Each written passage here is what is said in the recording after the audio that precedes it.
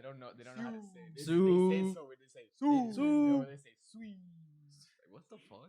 Yeah. They can't say it right. They don't know how to say it. It's literally just say. You just pronounce the letter C. Yeah. C. More bass. But they say sweet. I mean, guys are United fans, so you gotta tell us how it is. Yeah, drink some water. Yep. Hey, Eric doesn't say C. No, I want to hear the United fans. Chill. See. The fuck was that? I didn't take a good breath. That's all. That was hella high pitch. That's all they Dying, bro. Niggas dying over there.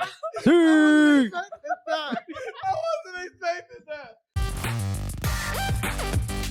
Here we go. Welcome, Benchwarmers. I hope you enjoyed that awesome introduction. Wow, you really gonna start it there? La verga, boy. I love you, yo. I love it, Gat. Thank you again for always being a part of this show. Now, Eric, the instigator here. Nico the Nick. Nico the Nick. And Marco Dormido is behind the scenes today, making sure everything is running smoothly. Looking beautiful with those headphones on. How are you, my man? Everything good? Yo, what's up? Yo, can you give me your suit? No. Sorry. God, thank you for that. I'm sorry, man. That was awesome. Wow, Damn. great way to kick off today's episode, man. But look, Didn't take a good breath, and now I'm getting shit for it. Alright, whatever. It's Well, all good. look, It's all good. It's dude, content. It's content. why are we not starting off that way? I mean, we'll get into it in just a bit, but he's Mr. not the Cha- clutchest player. Mr. So Champions League. we'll talk about that very soon. But again, thank you so much for joining us on this episode. We have a lot to go over. We got Champions League action to go over that just finished up. A little bit of Europa conversation and Conference League now that some big announcements were made this past week. I'm sure everybody has seen that. We have a lot to talk about. We have Conte's appointment, Xavi's said to be appointment, Eddie Howe's appointment, Ronaldo's clutchness, and weekend football action, you know? So it's a lot to go over, but I need to catch my breath right now. I'm sorry. Give me a second, guys. Yeah, please do it again, please.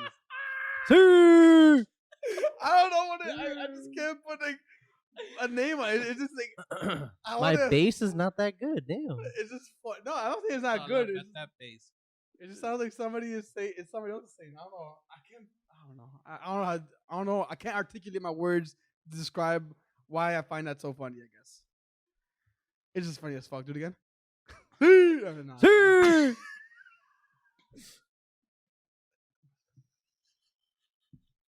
Mucho hee ha ha. Oh, shit, Mucho man. hee ha ha. Oh, I'm sorry. Okay. You good? Since we are not wasting your time with giving our handles, you can find all that good stuff in the description down below. All that we do ask for is you do give us a follow, a like, a comment, a review. It definitely helps us out a lot. And we greatly appreciate everything you guys submit for us. So thank you on that end.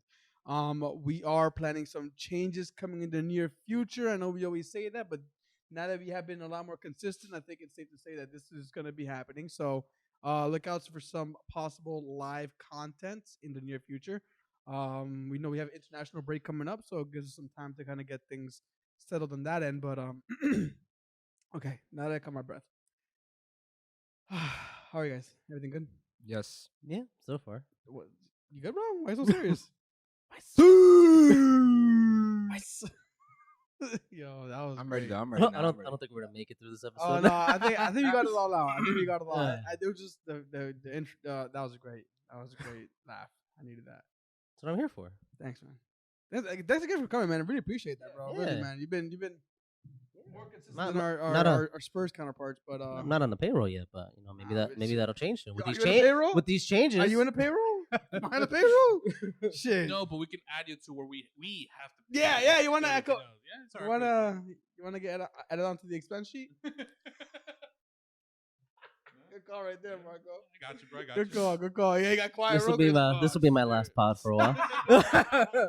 No longer coming. Retired shit going forward, guys. But no. Again, we really appreciate you coming, man. It definitely is awesome to get your perspective. My pleasure. And your voice on the bench. So again, if you want to share your voice, come share your voice here with us on the bench or online. You know, FaceTime, Zoom, whatever you want to do. We'll make it happen. So I think we're ready to get some Champions League action. If you guys are good with it, you guys want to get anything off your chest before we get into it? Any? Don't do it again, Nick. Stop. I thought you were gonna do it again. I was just stop. Okay, you good? I thought that's Okay, where you were now I'm going good. to. I thought you were I was going about to. to do it too, but no. Okay. All right. So without further ado, let's get into some Champions League action. This is the Champions League. Cristiano. So before you like that, right? This is the That was a good one. It's not the Champions no more. Talk about that. But the first game I want to talk about, just quickly give credit where it's due, is Barcelona. Ansu Fati, who's going to be the next one taking the reins, who is the one taking the reins actually, did save them, got them 3 points. Do you guys think, however, they're still kind of flirting with that third place positioning? If they would have drawn or lost today, they would have been, I believe they would have been in third place in the Europa League spot. Do you think that could still very well be the case? And also the case in La Liga. I mean, we've seen these past couple Champions League games. I mean, this team is just so inconsistent in terms of just not even just, they don't even show up at times. Yeah. They just show up to get their paycheck. Obviously, that's not what happens. But these past couple Champions League games, we have definitely seen that. And if they don't win against Benfica, because I doubt they're going to get it, the most they'll get out of Bayern Munich away is like a draw. So they have to win that Benfica game. If they win it, they'll be good. But it's all pressure on Barca. And these past couple games, and even years, when the pressure gets onto them, they sometimes tend to fold. So it'll be interesting to see. Yeah, I mean, it's the beautiful game for a reason. Anything can happen at any given moment. So, Sure. like you said, they need to win. Benfica also needs to win because they're sitting on 4 points. So if they don't win, then it's going to be very difficult for them to even get through. So it's going to make for a good game. And So- Benfica also beat Barca 3-0 at their house.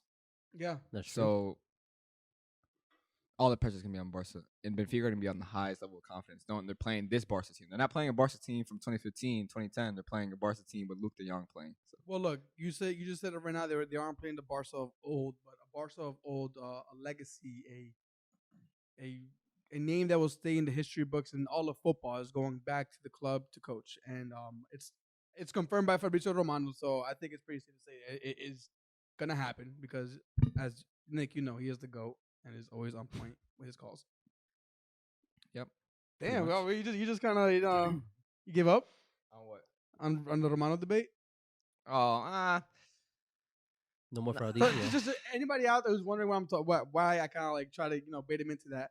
He always had a thing against Fabrizio Romano, saying that he was always like is that he always sometimes tended to steal other journalists. journalists' reports and just kind of taps it in like Ronaldo. But I feel like I respect him now. I respect him. Okay. him. I kind of matured a little bit. I love it. He built an empire with his Twitter and his social media following. He hit the jackpot, and I respect him.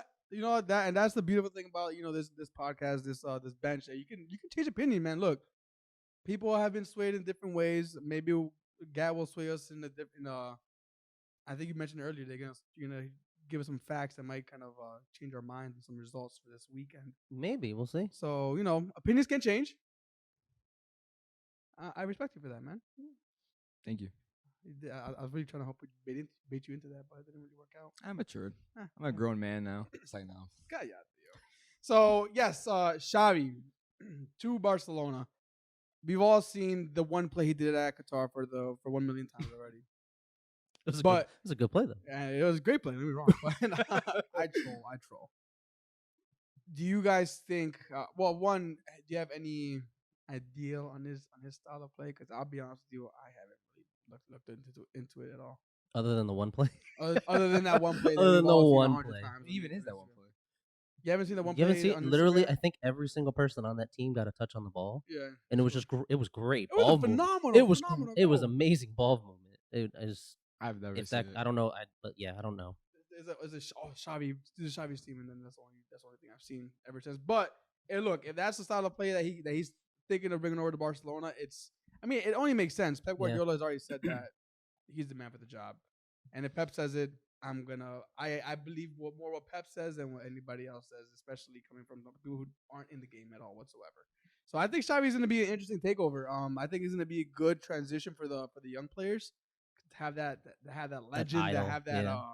that kind of figure at the club. And I mean, Xavi was in the midst of like that Barcelona dominance in the world. So he's gonna ooze that Barcelona culture and gonna bring that back to the club.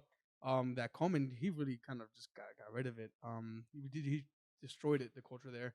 But I You know think what's crazy as well? Sorry to cut you off, but No, like you're- with Coleman, so he was coaching the Dutch national team, and before he actually took the Barca job, he had this interview with someone I don't know, but he was mentioning the likes of Luis Suarez are old, Gerard Piqué, Busquets, so many names, and the only players he sold is Suarez, and he's shipped off Griezmann. So it's just I just remember that interview he said where, all right, Barca need to do this, Barca need to do that. He comes in, he doesn't even do anything of it. So I mean, in my opinion, I think the Xavi appointment is perfect. It's just like a puzzle. a young squad, a team that can invest money but have a good solid core of young players that could play the Barcelona tic tac kind of football. So yeah, I mean, they can spend money. It looks like Xavi's gonna have to build that team with what they have, which makes sense for the situation they're in right now. So I'm interested to see how that's gonna turn out. Gat, what are your thoughts on Xavi going to Barcelona? Do you think it's the right move for him? time? Probably at the right time. Like Nico said, it's kind of like a puzzle piece. He's fitting in at the right time. Like you said, they do have great talent. I think he can definitely do some great things with them. I mean, it's Xavi. Yeah. I mean, he was scary on the pitch, so I can only imagine what he's going to bring and how he's going to make his team Well, I'm sure flourish. the Real Madrid fans are probably, just traumatized at the fact. You look at Zidane came in, won 3 back-to-back Champions Leagues, and then you look at Barcelona across. Yeah, they got Koeman in, but I mean it's Koeman. Shut up, chill out. But they got Xavi. Marco, are you nervous? Not yet. Not yet. Not yet. It's going to take some It's time. too early, right? It's going to take some We time. have to see what's gonna happen. We have to see how he matches with the team. So keep an eye out. That Xavi is apparently going to Barcelona. So that is interesting. And Nick, you mentioned Benfica, right? Let's go into that game next. They got blown out 5-2 by the man himself, Robert Lewandowski. Hat trick and an assist. Of course, it was overshadowed by the inevitable man himself, but we'll get into that a little bit later. But I have a couple questions on Lewandowski, and it just seems like he's getting better and better. Kind of like, it just seems like that's kind of the trend right now. The older you get, the better you are. Maybe you just change your style of play. Maybe Like just wine, adapting. like wine. Like Buffon, like Ronaldo, like Lewandowski. Do you think he should move somewhere else? Is he good where he's at? And if he does go somewhere else, is he gonna still perform at the level he is now? And Nick, you saw what I put here: Bundesliga tax, or is he just too old? So Loa has mentioned a lot of times that he would have preferred a move somewhere else. I mean, a couple years ago, he wanted to move back to Madrid. I don't know. I'm pretty sure Marco knows that. He wanted to move to Madrid like in 2017, around there. So I think we've all known that he's wanting to move somewhere else. But if I'm Lewandowski, I'm not moving anywhere. Just because I think you can cement. He's already a Bayern legend, in my opinion. But you can cement yourself as something else there. Because I think if you go to another club, people won't remember you as this guy dominated this club for years to come. Scored 1,000,000 goals. He'll probably win one more Champions League. So I think if he goes to another club, I think it won't maybe work out as well. Be like a has been, What do you mean? like a has been, like you were a legend of Bayern. Why you here? Like that, I also Yeah. feel like if he does go to another club, it'll be like one of those stories where this guy's prime was at here, Mm. goes to another club and kind of just falls off, almost like a Shevchenko. He Oof. was what was he at AC Milan, and they went to Newcastle. Newcastle, I believe in Newcastle. or was it Chelsea? Shevchenko? No, actually, fuck, you're right. I should know this actually. But if I'm Lewa, I'm not moving. I'm staying at Bayern. And one of the things you mentioned of whether he can produce the same thing he does in the Champions League and in the Bundesliga into the league, me personally, I don't think so. Now I know Lewandowski is probably one of the best strikers in the world right now. But when I look at the Bundesliga and I look at that league, the amount of space that's in behind is a joke. It's just I don't take that league. All right, I'll obviously take that league seriously, but looking at it from a grand scheme of things, that league is number 5 in what we consider top 5 leagues. That league is, you can score so many goals, and how many exports from the Bundesliga guys come over to other leagues and just completely. Chelsea, right? By the way, I don't know why it's Newcastle. Who am I thinking about from Newcastle? We're thinking about Kai Havertz. You know what I mean? Although he's young. He came 2 years ago. Came from Bayern Leverkusen for a big amount of cash. hasn't produced anything. Werner. Timo Werner, he's done something, but not to the level he was at doing RB Leipzig. So there's so many examples of top quality forwards in the Bundesliga coming over to whether it be the Premier League, La Liga, and just not producing. So yeah, so with Lewandowski, he's a great striker, but I think at times he can be, because if I say overrated, it'll be kind of harsh because I mean the guy scores a ridiculous amount of goals. So I don't know. I don't know where to put him just because of the league he plays in. No, I think it's definitely best if he just stays there. I mean, Where would he even go? I always thought he would dominate La Liga just because of his build. I just look at his style of play, and he kind of has that in a way Haaland build, but a little bit slower, of course. I think he would just dominate La Liga, honestly. Also, Maybe not the Premier League, because I think he's a little static with his movement. He's so smart. Like, he'll know when to move. Like, that's the thing with him. His awareness is His top IQ, notch. yeah, his football IQ is insane. So I don't know, man. It's hard. Like Nick said, it's a Bundesliga taxes. It's not. I don't know. I'd be interested to see if he does make a move and where that would be, but I don't think it's gonna happen. also his time to move was a couple years ago. He's Like now, 33 years old. like a lot of top clubs in Europe now either have an established number 9 or are looking for established number 9s that are younger, like the likes of Holland. Chelsea just got Lukaku. So There's only 2 teams that see Lewandowski going to. I'm sorry, 1 team, and that's United. It's Ronaldo at 36. I can see Man City as well, but I don't think I think they're more long term. They're more mid to long term plan. Not they'll short go for term. Holland next year. Yeah. No, but I'm saying they're not going to go to United. I don't think it's even anywhere. Next thing we have here is the game that we are excited to talk about. The reason why we're all laughing hysterically in the beginning. On 3 guys, harmonize. 1, 2, 3. We're missing one over I there. thought he was gonna join in on that. No, I Dormido. had to take off my headphones because the last couple of ones, bro, he fucked up my ears. So we'll try to edit that out beforehand so that way we don't blow anybody else's ears out. But yeah, man. Do you guys want to start with Ronaldo or want to end with Ronaldo? Start. Okay. Best in the world? Player? Yeah. No. No? No. Okay. Yeah. At this point, you have to say he is. Dude, this guy's not the best player in the world right now, bro. He is not. I'm telling you, this guy Benzema's way better than this guy right now.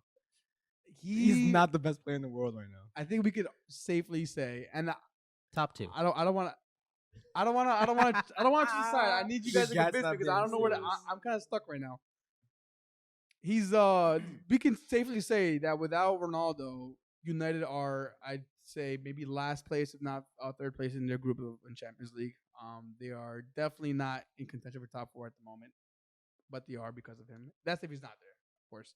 So if I'm picking anybody to kind of save my team at the moment, I'm gonna say it's Ronaldo, man. But he's not the best player in the world. Is he the best player in the world for you? I don't know. I'm looking at these games. He's at least up there. Like when you see that volley he did in Champions League, you see that volley he did against Tottenham. It's like you just kind of look at yourself like, it's like he how do you does it stop again. This? Like, what do you like? Nobody can stop this man. Does that not say best player in the world? I mean, a lot of it also has to do with just who he is. His mentality is absolutely insane. Yeah, like he's extremely determined. So doesn't matter at what point of the game. I mean, you saw the 2 goals he had; they were in stoppage time, both of them, 45 plus, 90 plus. Yeah, that's what I'm saying. Like, So he embodies the never give up. I'm going to get this. I mean, he has a great mentality, but he's not the best player in the world. So okay. we mentioned like goals. Like I just kind of like not bash Lewandowski, but Lewandowski's like levels above this guy right now. So that's, I guess, maybe and I don't know, maybe this is just my point of view, but or let us know what you guys think. Is Ronaldo's clutch moments, are they bigger than what? I'm sorry, I want to word this properly. How do I word this properly? I guess you could say, are his big moments kind of overshadowing how good he really is, or is that just kind of like a one-off? Like, okay, he's gonna keep doing that, but he's not the best player of all time. Like, or best in the world at the moment. I don't know how to articulate this question. I guess I'm saying. Like these big moments, it makes me feel like he's the best player in the world right now. But then you tell me like Lewandowski and Benzema, and you see what they do in the season is like, I don't know. But how do you convince somebody that he's not the best in the world right now? Okay, if Ronaldo scores like a normal driven pass inside the box in the 70th minute, he still gets his brace, but he doesn't score that volley from outside the box in the last minute. So don't you think that the last minute volley inside the box compared to the normal goal or whatever, not obviously not normal goal, but just like a standard goal in the 70th minute, don't you think the 90th minute volley would be hyped more just because, and there's a lot more eyes on it as well. But the thing is that I think that has to have the it's case not with it. only that the timing, the finish. He was Yeah. outside the 18 and just one time volleyed that. Keep in mind, Greenwood didn't hand the ball beforehand, so let's not forget about that moment real quick. But I mean, seriously, I just like I saw that goal, I literally started laughing. I'm like, this is a joke. This like I was so happy to see Atlanta like take this 3 points, and then Ronaldo has that fucking moment of brilliance again, and I just laughed. I'm like, dude, this is a game. This is FIFA. I don't understand it. I don't know. Maybe you can make sense of it for me. I don't think he can. I think it's just he just knows when to be clutch. He's always gonna be there. You can never count him out. Oh man, but yeah, this guy is amazing. Arguably, if not the clutchest player. Ali compared him to Michael Jordan and the Chicago Bulls. The only difference I think is the Bulls had an entire team. United have an entire team, just have a bad coach. And I was listening to the podcast Robbie's. I don't know if it was yesterday or today. The Bulls had Phil Jackson as a coach. Man United have Phil Jackson's the best There you go. basketball coach of all time. So again, United have Michael Jordan and Ronaldo, have a great backup team. I mean, look at the start, but they have a bad coach. United fans can't see that. That's up to you guys. But he just you're right. He just compared himself to like Phil Jackson. Pretty much. Damn. And Phil Jackson's the best basketball coach to ever coach. I mean, guy. Well, we're not a basketball podcast, but the guy won like. No, but like, it's funny you say that because he's like, oh yeah, I mean, he's the Michael Jordan, the Bulls, and we're the Bulls. But yeah, the Bulls had a good coach. So you're saying you're not a good coach. That's why you're not winning. So he kind of just called himself out without meaning to. Poor guy. All he had to wheel at all times. But my question was more towards you, Gat, was, but this one was, we see Pogba come off in the, I think it was early in the game, like 50th, 60th minute around there.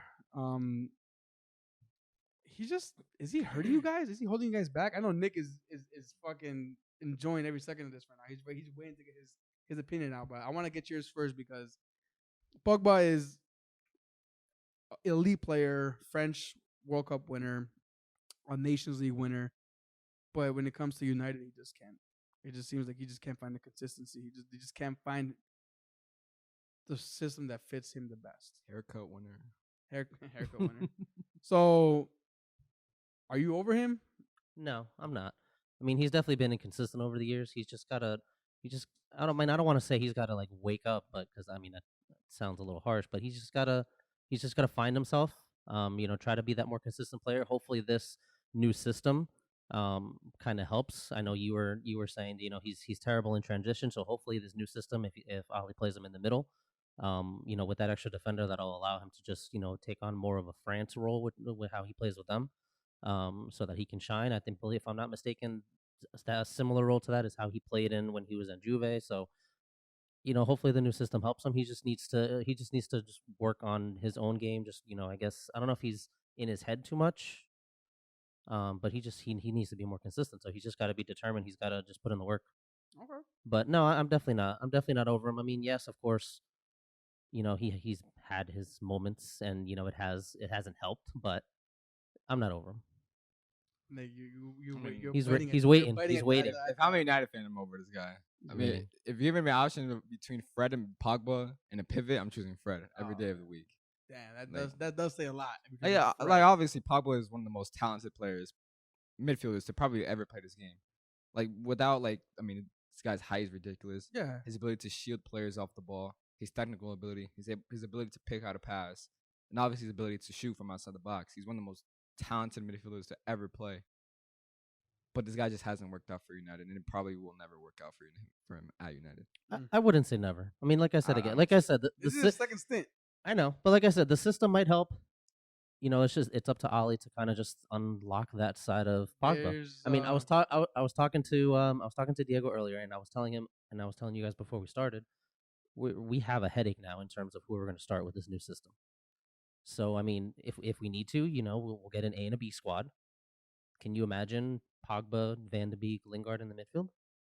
I can imagine that. Can Ollie imagine that? You're Probably conceding not. 5. Yeah, you probably would concede like 5. There's no defense. But in that Three 3-back guys. system, that you're laying too much faith on Lindelof and Maguire. And if you've seen the recent form, yeah. I wouldn't put that much faith on them because they've been exploited a lot lately. So we'll get into the matchup for this weekend, then we'll talk about that a little bit later. But you mentioned Van der Beek. Lingard didn't. I don't think he played this game at all. But Sancho came in, and Van der Beek almost had an opportunity. Good last minute shot. Might make a name for himself in that short little cameo that he had. But yeah, man, United.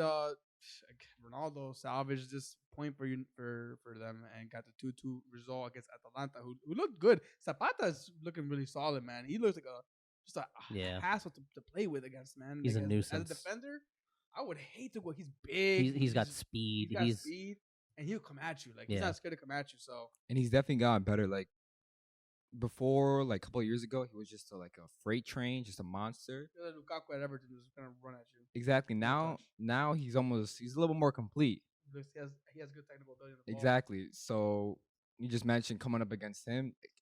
Of course, he's a freight train, but if he also has kind of little, not flair, but technical ability to maybe link up with other players or pass the ball over here, just nonchalantly, that must be an absolute Beast. just nightmare. He has that Lukaku build, just big, stocky, just fast. So I mean, it'd be interesting to see what happens. I mean, I don't know how old he is. Can you find out how old he is? Because I wonder if he's gonna have a big move anywhere soon because Atalanta are just producing players. But yeah, man, fucking crazy, man. I hate when I saw that goal. I was just to my hands up in the air. I'm like, yo, this is a fucking joke. Wait, so I asked Diego this. What goes through your mind when United go 1-0 down? Yeah, for real. Nothing. Are you confident that your team's gonna come back? I just don't worry because I mean we saw a lot of that happen last season. So they go 1-0 down, 2-0 down. Honestly, I don't really start to worry because I know that they have it in them to just keep going forward and just not give up until the last whistle goes. Damn, I give you guys credit for the amount of faith and love you have in your club, but I just can't. If my team consistently goes down to 2-0, I'd get so annoyed with seeing that. I would be overseeing that. Well, I mean, absolutely. I mean, it is. It's gonna go against you. It is frustrating, but I mean, for whatever reason, they concede first. That kind of just wakes them up and all right, well, now it's time to show up. Well, it does happen a lot more often than not, but it does also show why you guys are in 5th place this season. So again, I don't want to fall into the rabbit hole yet because we got a big match to talk about this weekend. One more thing, did you guys hear about that little thing around the Twitter space? Rumors are saying that Ollie went to Ronaldo later in the game. Late in the game was like, "Yo, what the fuck do I do?" Of course, I'm paraphrasing, but he asked Ronaldo for help. What does he think? Which I'm all for asking the players how they feel the game is going because they're the ones playing the fucking game. But if he's asking for actual tactical opinions, then so if I was comparing Ronaldo to Michael Jordan in Game 6, he'd be like, "Give me the ball and get out the way." Ronaldo probably said that to Oli, "Give me the ball and get out the way." So honestly, I wouldn't be He's surprised. known for it. I wouldn't be surprised. It's I Ronaldo. wouldn't be It's surprised. Ronaldo. He's done it in the past. He can always do it again. Did you find out? Yeah, 30. Oh, damn. 30? Duan Zapata? I would have not guessed that. He's 30 years old? Yep, that's what it says. Wow. Damn. You don't trust him? You want me to look it up too? He doesn't trust you, Mark. What? Damn, he's fact checking, bro. No, the thing is it's not that we've heard about him a lot. Yeah, we have. And he's like one of those players that you think that he's been around forever, and he has, but he started very, very young, and I think that's what we think that he's older than he is. But no, apparently he's just 30. No, He's my age. I thought he was younger. I thought he was younger, I but thought he was in his fact, young 20s. fact check confirmed. Damn, I'm surprised. I thought he was super young. That's why I was kind of excited for him. I would have said Kind of mid excited. I think 20s. He's gonna fucking retire next season. 30 of course, 30s but- is the mid 20s, so you're good. I mean, I look, would've yeah, said you know mid-20s. what? Look, players are getting better the older they get, so Oh, let's not discredit shit. him. All right, we are going way too off the rails today, so just kind of just speed it up a little bit. Liverpool versus Atletico Madrid. I don't want to speed up for this game specifically, but Nick, I know I'm gonna give you the floor for this because this is your team, obviously. But I just have one question: did Diego Simeone shake Klopp's hand after the game? No, I also saw a video. So after the game, final whistle went. Klopp wants to go shake like everyone else's, including I think Atletico's like first team coaching staff. I think he shook everyone's hands apart from Diego Simeone's. And he was standing there. Huh? He was standing there. I think so. Oh shit! Damn. See, Diego's like he's such a bitch. I hate him. I hate him, but like I kind of like him at the same time. Like Like, he's just, if I'm like Koke or Diego Godin a couple years ago, dude, I'd die for him. hell yeah. If I'm like in their body or whatever, and I'm looking at Diego Simeone as my coach, that's one of the best coaches I could ever ask for, just because he's a great player manager, and you'll probably run through a brick wall for him. Yeah, I think he do the same for his players as well. So, but talk to me about the game, man. So honestly, I wasn't really that worried going into the game, just because I already know we're gonna finish first regardless of the result, just because we won 3 games. So I'm like, if we draw this game, it'll be whatever. Like, we'll probably win against Porto at home because we slapped them every year, but we'll probably draw against AC Milan away. But now, considering the result, we can rest all our players in the last 2 games, knowing that we've qualified for first regardless of what. So if we lose against Porto at home and AC Milan away, we'll finish first regardless. But as a game overall, it was just a solid performance. A performance that it's a classic, like under the Knights at Anfield Champions League from Liverpool. Whereas you just press the hell out of the opposing team and just create so many chances. Like when I believe it was in the second half, Salah had a decent chance from the right. It was almost like a 1v1. And then after that, Diogo Jota got a couple chances. Even though they got a red card, it just felt like one of those nights where Liverpool just created a huge amount of chances where they don't convert. Because a lot of things what happens, I remember Napoli at home in 2018 when Liverpool had to win and Salah scored a goal to make it 1-0. Once Salah scored that goal, Mane missed like 5 sitters that game. I remember it vividly. And it kind of happened this game, but it was a lot more comfortable game. But I want to focus on Tsimikas again. Yo, you call him out. He's your boy right there, man. Dude, this guy is good, bro. This guy should start against West Ham on the weekend, man. Good matchup. Please. And also, it's not just Tsimikas as a player. I mean, he's a phenomenal player, one of the best deliveries I've seen in the team. He's better than Robertson right now, but he can also link up with the other players better. So in the past, we've seen Robertson and Mane link up beautifully. Now it's kind of Robertson and Mane. It's almost just like they're not on the same page. When Tsimikas plays, Mane's on the same page. Mane played really well that game. Oh shit. He also scored a goal, so it's almost like every game that Tsimikas plays, Mane just plays a lot better. And also whoever's the left center mid. So I believe it was Ox, and he had a pretty good game. And I feel like, in my opinion, I've been a little harsh on Ox. Like, yeah, you were on him hard earlier this season. Because when I consider him as a Liverpool midfielder, he's not good in tight spaces, which for a midfielder you have to be key. But I feel like I saw this tweet, and I look at Ruben Loftus-Cheek for Chelsea. He's a powerful player, and he drives the ball. So I feel like whether they start or not, every squad needs a player who can drive the ball with their feet, and they're powerful, and they're a strong runner.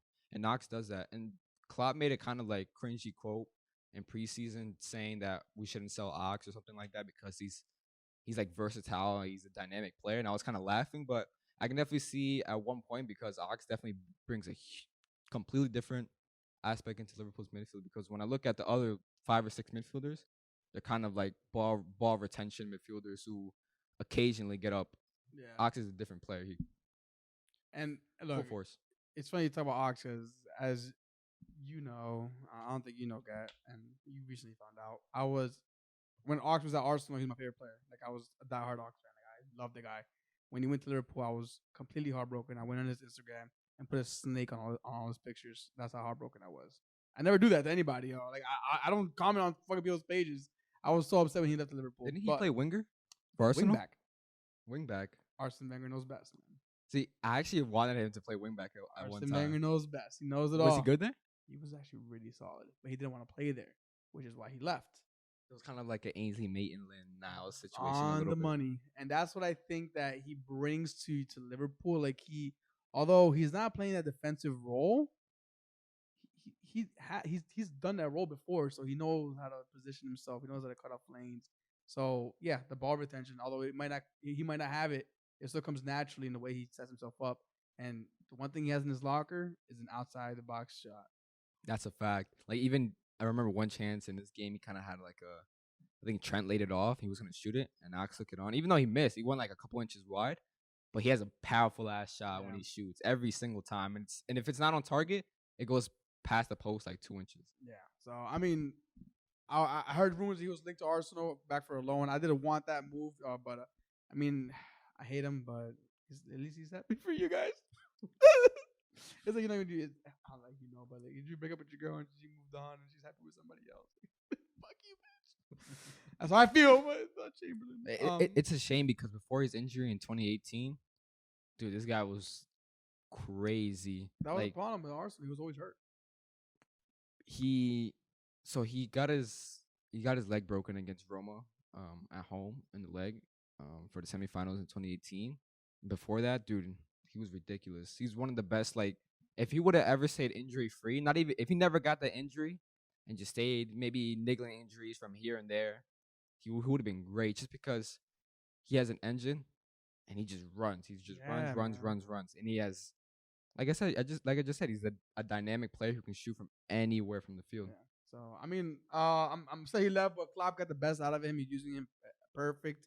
He's off the bench most of the time, which I think is more suitable to his style of play, because that's not sustainable, realistically, just that aggression. But yeah, I let Liverpool 1-2-0. I just want to go to the RB Leipzig game in PSG real quick. They drew 2-2.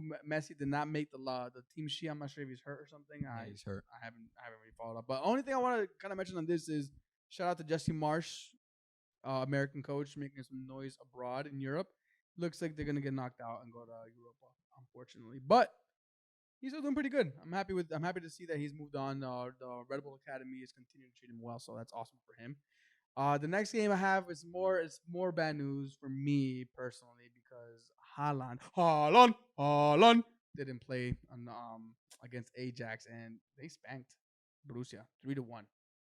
Dortmund without Haaland or Bellingham are just a nothing team. I know, man, and that's so upsetting. Ajax are also doing good. So Ajax, let's talk about them for a bit. Haaland was at West Ham for 2019 2021 recently. Came from Frankfurt. 48 appearances and 10 goals for the Hammers. But he's destroying it in Champions League. I thought he was super young too for some reason. I don't even know why. But he's like 27, I think, around there. He should be prime years. And he's showing in Champions League. Do you guys think that he should stay at Ajax? This is more suitable to him, being that kind of like, veteran player in his prime amongst the kids, because I'm not saying Ajax is a pretty young squad too. Or should he go somewhere else and test his talents? I mean, I think he should stay. I mean, like you said, being that veteran player, he can kind of help groom, everyone under him just to try to, get them better. I'm sure by now they start seeing him as a role model if they don't already. So I think he's better off staying there. He's doing good. Just keep it up. Yeah. And also, he's a fan favorite there. So compared to West Ham, he got a decent amount of chances, but he just never took those chances. Yeah. Over here at Ajax, he's consistently playing. He's scoring a ridiculous amount of goals. Not even the Eredivisie. He's scoring against Champions League, against Dortmund. Mm-hmm. So he's getting so many chances inside the Ajax team, and he's a fan favorite. So I don't see why not. He should just stay. So Haaland's killing it for Ajax, especially in the Champions League. But one player that I'm really curious, his contract ends in June of 2024. Erling Haaland. Marcos said that he was going to be sold, but when was your prediction for that again?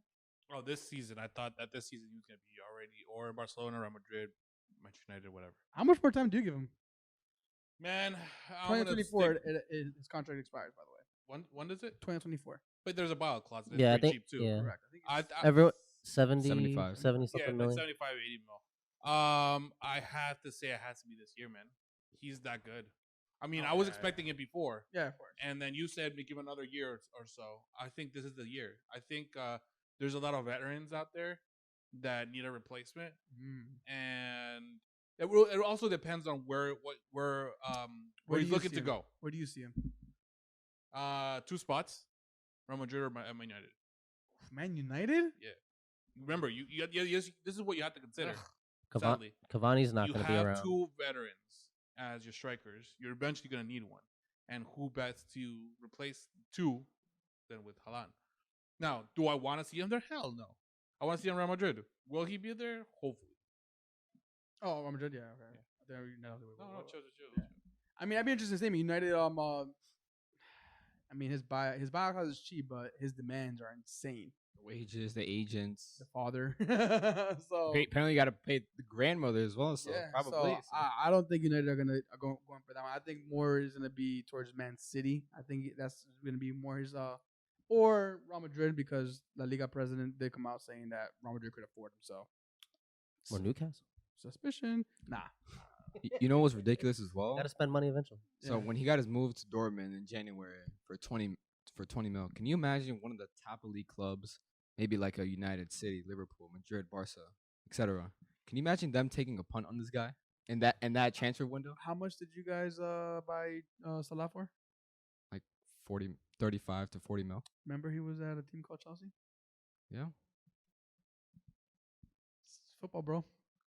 People develop prime different ages. But Honestly, nah, look, for me, Holland, if wherever team he went, he would have. but then again, it's also what he agrees to. Maybe he already has his mind set to, like, I'm gonna be here for this long and I'm bouncing. To me, Haaland's the kind of player that knows he has a skill, kind of like Zlatan, where he went to that Arsenal training once and they said Arsenal made him try out. He was like, I don't fucking try out, and he just left. Who? Zlatan. Ibra. No, there's so many cases with that Arsenal with Ronaldo, Ah. Suarez. But those are confirmed though. Like Suarez recently confirmed that too. I mean, Suarez literally wanted to go to Arsenal Yeah, he confirmed during Ronaldo, playing for Liverpool. Yeah, Ronaldo also confirmed that he was also out. But I'm saying Zlatan said that he was supposed to try out, and he's like, no, I don't try out. Haaland is that kind of. I'm not saying he's that player that will say no, but he knows he has that skill set. So I don't think he'll ever go be an understudy to another striker. He's gonna go into to be in the starting lineup right away. Borussia will crumble. They're gonna crumble without him. But I mean, I'm sure they'll pick up another Of elite course. talent. It's But- Borussia. but He's they'll be fine. generational talent. Oh yeah, he is. He's generational talent. How many strikers in the past? And I've made a TikTok video about him and R9. Like, how many strikers can you think of?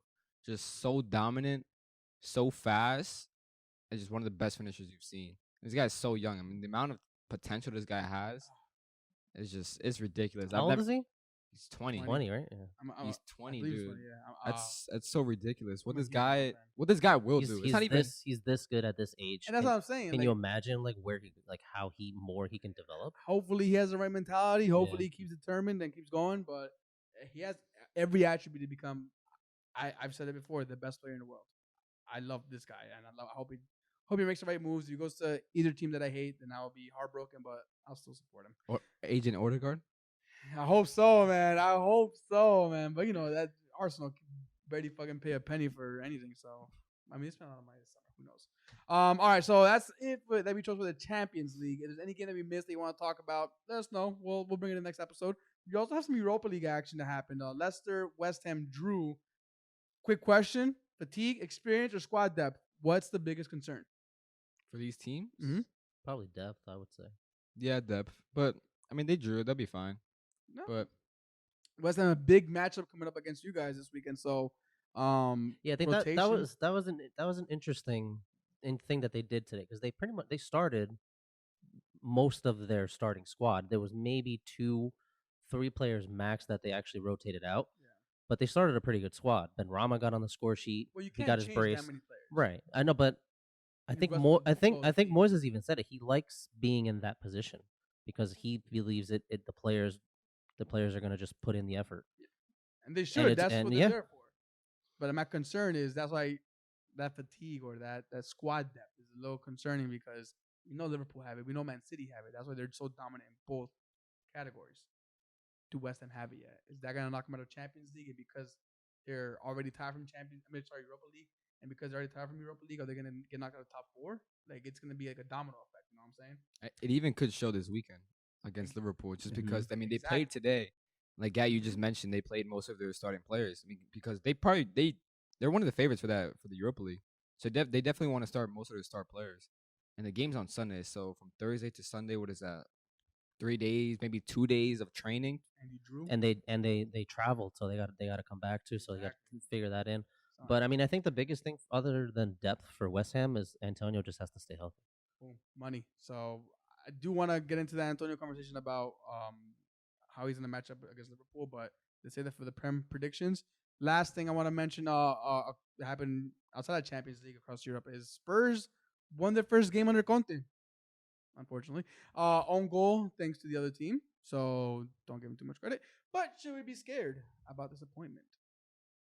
As a Liverpool fan, no, Not yet. Wait, why is he as a Liverpool fan? because we're like, as in squad wise, we're like better than. So you're saying everybody else, like we out of the top three, should be worried? Yeah. But I'm not trying to sound like honestly, go ahead. the reason why I say no is because Tottenham squad is just horrid right now, and I don't think they're gonna get enough players in January to make that huge jump. And if they do overlap Liverpool, it'll be like in 2 years, 3 years time if Conte actually gets his right pieces and the board If actually he backs stays it. that long, And if he stays that long. I don't think he's ever stayed at the club more than 3 years. Sheesh. So I mean, I'd be But interested. we'll see what happens. I mean, today Conte decided to line up. I believe it was a 3-4-3, and apparently Of course he Son did played that. Son played very well. I heard like, Winks he as was, well. I heard I saw He came on towards the end. This, give it a grain of salt. Remember, it's the Europa Conference League. That's also why I said I'm not worried yet. We'll see. We'll see what happens. I'd be interested to see. I actually picked them for my game of the week, which I think would be a good transition into the Premier League action. So, Marco, I'm going to give you the chance right now. Do you want to jump in for this? Because I got to take a piss. So if you want to come in real quick, I'm going to go take a piss. If not, we'll keep running this through. All right, let's do it. I'm going to take a piss. Be right back. All right, and I'm back from that piss break. So thank you for that, Marco, and I'm glad to have you on the bench with us now. Well, I'm here. Oh shit! Right. I'll be here for like 20 minutes. That's such a raw fucking. I love it. I love so it. bad, I bro. love it. I love it. Why did your Suck microphone have it, to Elvis fucking Smith die? Rowe. I like it. I like it. I like it. Oh, Liverpool. oh, Second chant. Suck it, Elvis Smith Rowe. Mo Salah. Mo Salah. We're just doing chants now. Running Billing you out. Gonna start off down singing the that. way. Billing you out. Woo! Premier League is here, baby. I'm so excited for this weekend. Gas wearing the Man City colors, but he's repping the I Man love United it. inside. Marco, thanks for that joke, by the way. Too bad that we can't use it. Too bad. I know. But I just did for you. Regardless of the fact, a lot of football action happening this weekend. So let's get into it, man. Man City is traveling to Old Trafford. Gat, talk to me. Are you nervous about this game? Are we gonna have a moment in this game, or is Ollie gonna actually go 3 in the back like we're all looking for? Yeah, he's probably gonna stay with the 3 in the back. I mean, it worked. You getting comfy over there? I am. Actually, this is actually pretty comfortable. I'm not gonna lie. This is There lit. you go. No, he'll definitely go to 3 in the back. I mean, I wouldn't be surprised if we see another Ronaldo moment. It's Ronaldo, as we've been saying already. And I mean, the last time Ollie's ever done a 3 in the back, it was against City, and we beat them 2-0. So yeah, again, Ollie is undefeated against Man City in the past 4 games. We did see Varane walk out with an injury this past Yeah, game. it was so unfortunate hamstring. That's a Big big worry. miss. Big miss. And But Eric Bailly did look good, he came on. He did the business. He was definitely player of the match. but we all know he's gonna have a mistake. But Nick, you're a big Phil Foden guy, so I'm gonna go to you to Man City right now, real quick. Do you think Foden's gonna be able to express or show his talents this game, or are Man City gonna crumble under the pressure like they tend to have past 4 games at least? So for this game, when I look at Man City, what I tend to focus on for this game on them is the left wing position, because every single time Sterling is playing out on the left, Wan-Bissaka pockets him every single time. Ooh. So I feel like Pep should play maybe a different kind of player that Wan-Bissaka has never gone up against. So I'm gonna bring it back to the Liverpool game. So Klopp started, and this is not my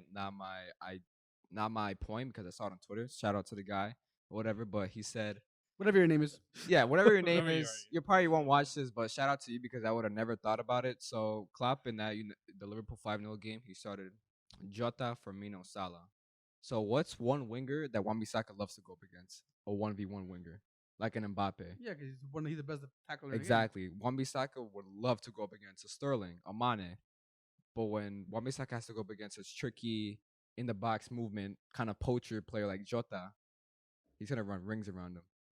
So now if Pep starts Sterling on Saturday morning, Wan-Bissaka's gonna pocket him. So I feel like if Foden starts out on the left, I think that'll be a different dynamic for Wan-Bissaka just because Foden is a little bit more sneaky. And also, he can get her in and around with Wan-Bissaka than maybe, like I just mentioned, 1v1 players. So Cool. that's my key point. I'll be interested to see it if all right, let's go 3 in the back, because one thing I did notice about Wan-Bissaka a lot this game, he was pushed up a lot higher. And yeah, I would probably put that on the having the 3 in the back gives you more, I guess, that confidence to go up top. But again, you're losing Varane, and Marco, as a Real Madrid fan, you know the importance of Varane. Do you think not having him for this game is going to be the catalyst that will result in a possible rout? Or I guess, what is your prediction for this game? That's a tough one, man. I think it does hinder their chances that Varane has been injured and no longer will be playing. But he just came back. So regardless, there's a possibility that there was a possibility that he wasn't even going to be back from this game, because you only played, I think, 1 game, right? 1 or 2 games. Yeah.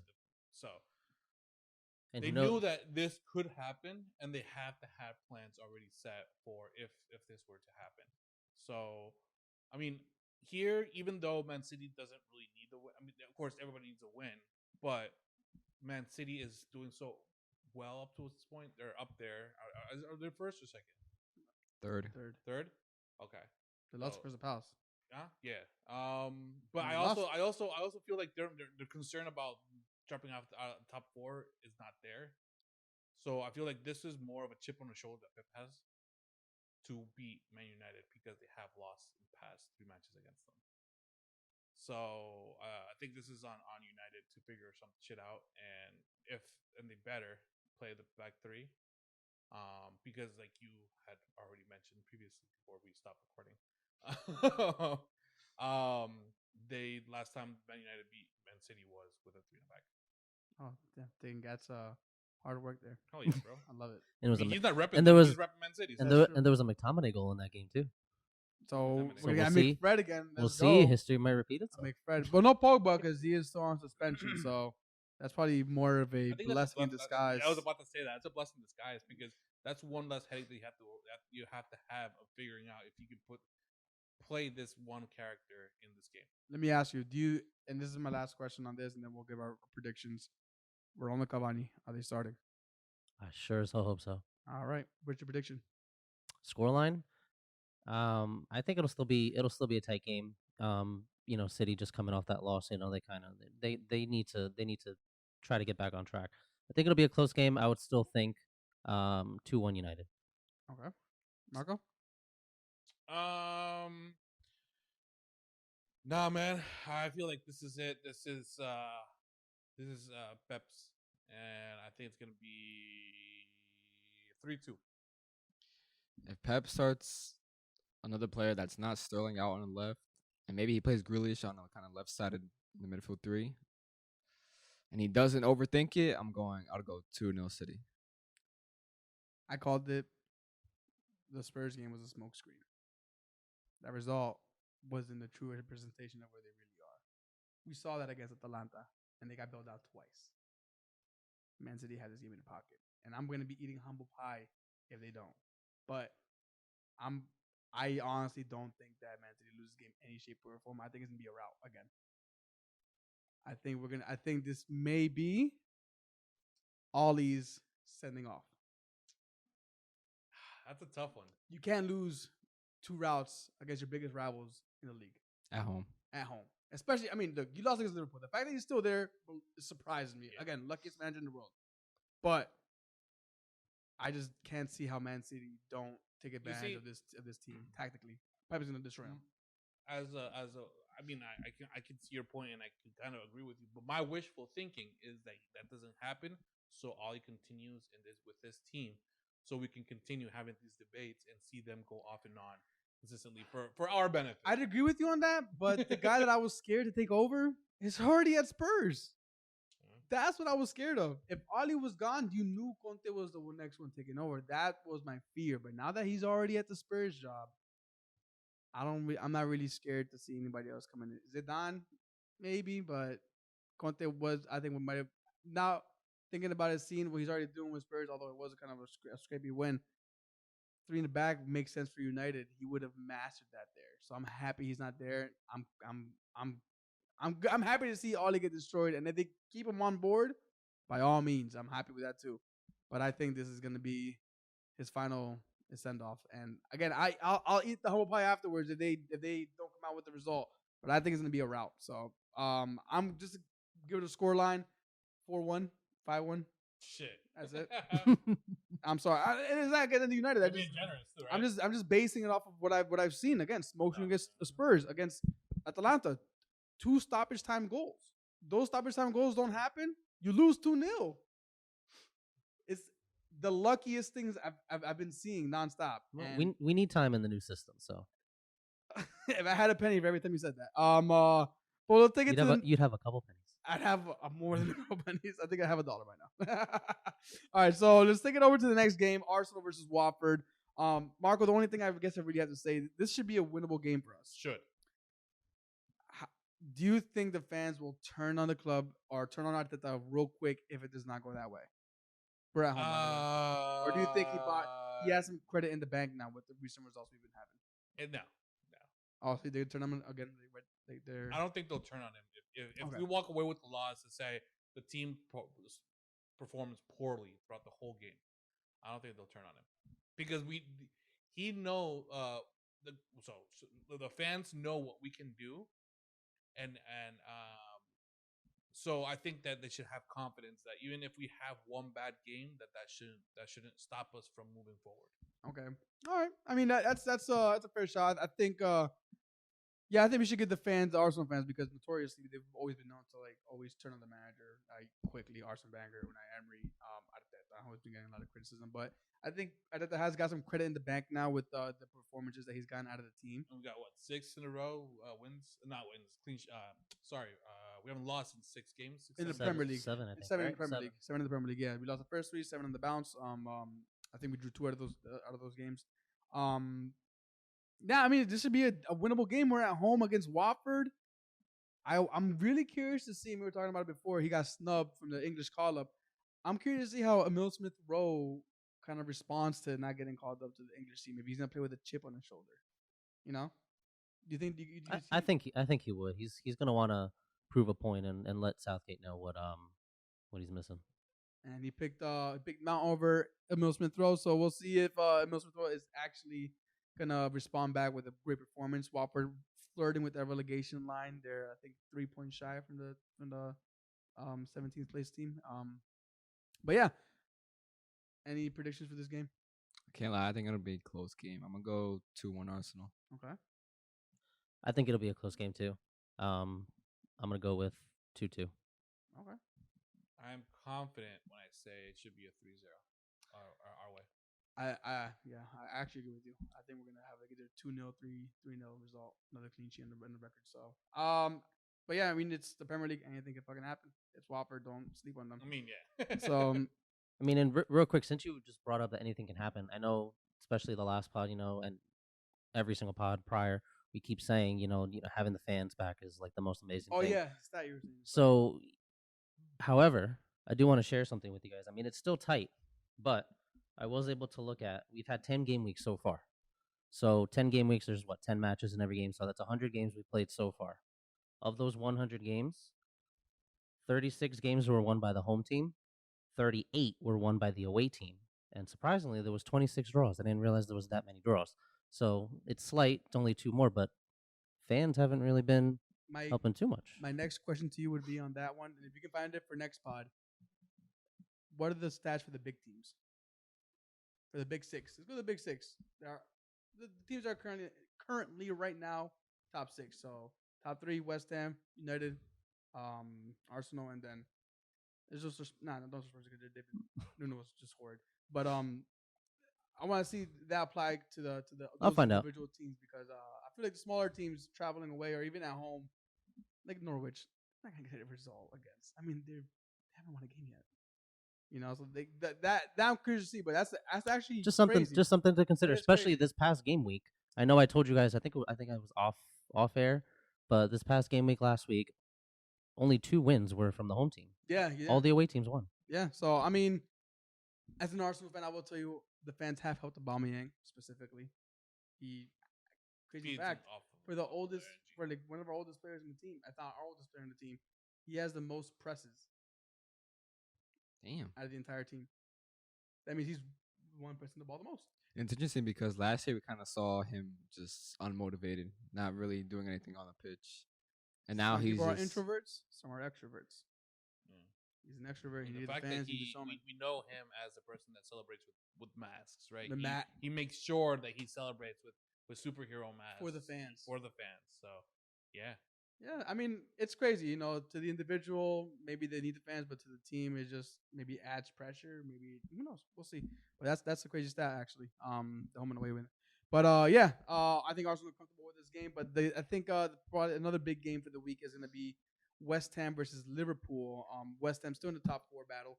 Liverpool, pretty dominant in every facet of play. But Nick, do you have any worries about this game? Do you think Van Dijk will have any issues handling Antonio if that were? I think that's gonna be the key matchup, honestly, between them.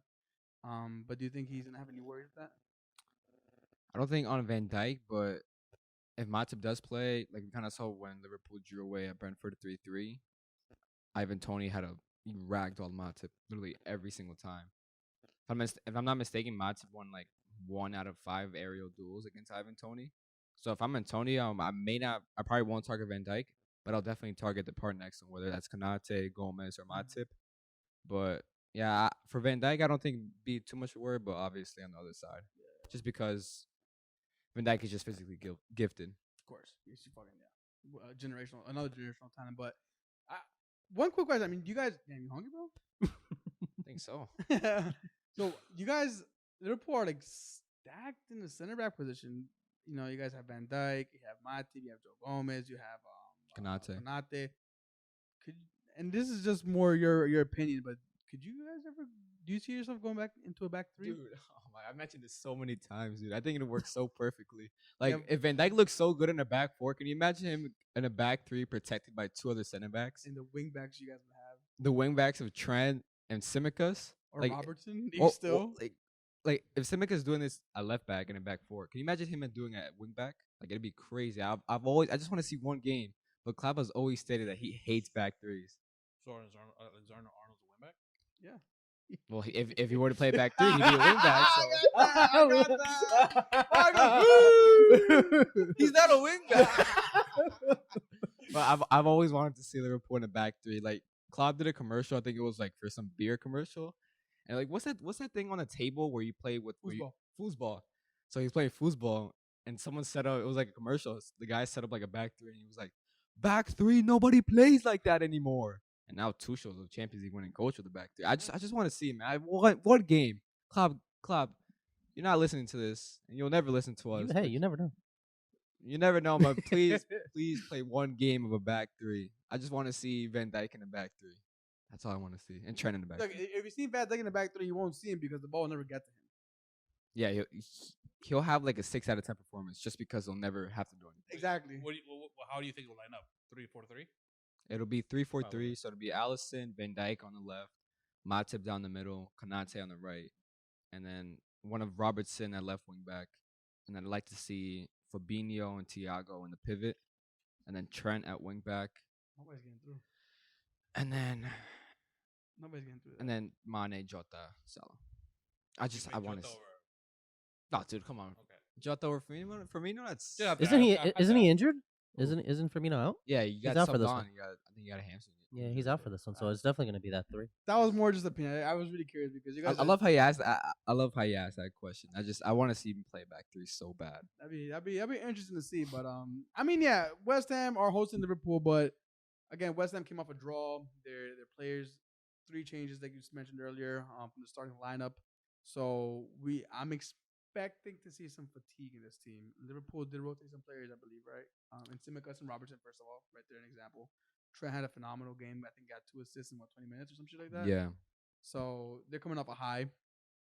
What's your result? So for the lineup, I'd like to see the same exact lineup, just Oxlade, Chamberlain changed out for Thiago. But I'm honestly kind of feeling kind of confident in this game just because of like the fatigue point you just mentioned. So kind of bold, but I'm gonna go 3-0 Liverpool just because of every game that Liverpool have played away, apart from one, they scored 3 goals minimum. So, I'm gonna go 3-1, just route, but for some reason it just feels like Antonio's gonna get a goal here or something's gonna happen. But 3-1. Antonio can score against Comfortable. literally anybody. Yeah, it's gonna be. I think it's gonna be a comfortable win for Liverpool, but yeah, 3-1. I think it's going to be a really good game. I Okay. mean, Liverpool's also coming off a draw last time against Brighton. Brighton clawed back. West Ham, they're contending. They're fourth now. They're having a really great season so far, so they're going to want to keep going. I think I see West Ham winning this one. Oh, okay. 2-1. 2-1. Love it, Marco. As long as West Ham plays their type of football and don't go defensive, they should be able to walk away with the result. Now, will they? We'll find out. I'll go with a 2-1. Sadly, Liverpool will win. Okay, that seems to be consensus, honestly. I agree with you on that. So, my pick of the week for you guys, and I would love to have your opinion as well. My pick is Everton and Tottenham, just because I want to see that Conte set up. I'm curious to see that, and I want to see if Everton can find a bounce back somehow. What do you guys have any pick of the week? No, You guys that's I shaking have his the head same no? exact game. Yeah. I'll take it. Okay, Marco's like, yeah, just give me that game, whatever. Guy was shaking his head already, so I'm guessing that's No, it. I was shaking my head because I don't see Everton bouncing back. Oh, okay. No, I don't. They just haven't been there. Yeah. They just haven't been there, and Spurs. They won on the Conference League. Well, I don't see them losing this one against against a Yeah. poor Everton side. Yeah. I don't see them losing this. What do you guys call it when the new coach comes in? They have that The new manager bounce. The new manager bounce. Yeah, so it's expected. But we will get to see the 3-0 back that not hopefully, but that might benefit Spurs. So we'll see. All right. So just out of curiosity, and I don't want you guys to answer this now, but I'm gonna ask you guys a question now, and then for next episode, I want you to have the answer, but don't look it up. Okay. Gentleman's agreement. Spit. COVID, bro. Just spit, bro. All right, I'm gonna have a good question for everybody here. So if you're listening to this or watching this on YouTube, I want to know what your answers are. Again, don't go cheating, okay? But okay, this one's pretty interesting. Okay, you know what? Let's do this. All right. Which footballer has autobiography titled "A Goal in the Sky"? With that being said, we'll end it here. We are the Bench with the Voice. As always, thank you for listening. We'll catch you next time. Peace, everybody.